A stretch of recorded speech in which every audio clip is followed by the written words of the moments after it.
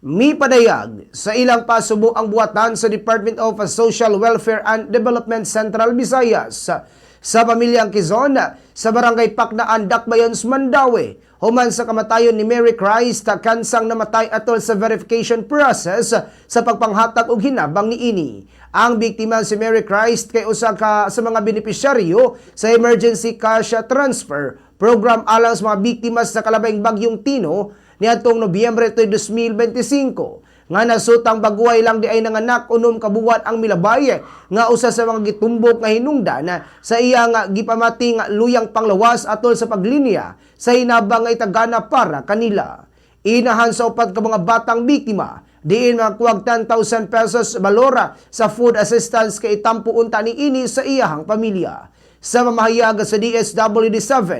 may padangat gini sila og pasubo sa kabanay ni Mary Christ ingon man nga muhatag gini og mga burial assistance sa gayong makompleto na ang death certificate ni ini. Dugang pa nga magtaniyag pod sila og debriefing session sa pamilya pinaagi sa We Support Program nga naghatag og psychosocial support. Samtang ang buhatan sa Mandaue City Social Welfare and Development Office ay magpaabot pod og 30,000 pesos nga hinabang sa pamilya gawas sa 5,250 pesos nga ECT assistance kapag nawaton sa iyang igsuong babayi.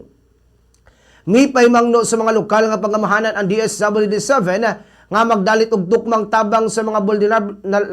vulnerableng individual sa gayong adunay taas nga linya sa mga programa sa gobyerno. Nakikoordinar na sa LGUs ang ahensya aron masiguro nga ang ilang verification of payout process kay mas hapsay aron malikayan ang susamang insidente. Kahinumduman nga ni atong Marso 11 atol sa linya sinabang sa barangay Upaw Gym sa Dakbayans, Mandaue didto nakuyapan si Mary Christ nga sa dugay nga pagtampi sa atensyong medikal ang usa sa mga hinungdan sa iyang kamatayon.